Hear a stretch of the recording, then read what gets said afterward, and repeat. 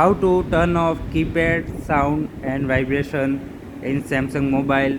So when you type in your Samsung mobile, you hear sound and also vibration when you type uh, any number or any word here.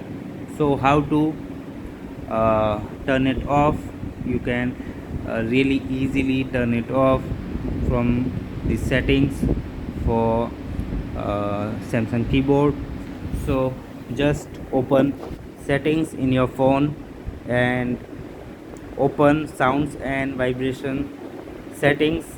Here you will find all the sounds and vibration related settings of your Samsung phone. Open system sound vibration control option from here, and here you will see all the system sound and vibration settings, and you can turn off the sound and vibration for Samsung keyboard from here.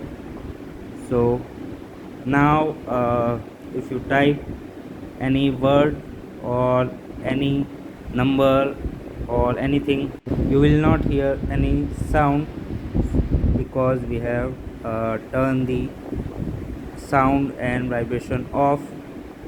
So it's really easy, and if you want, you can turn it on from the settings again.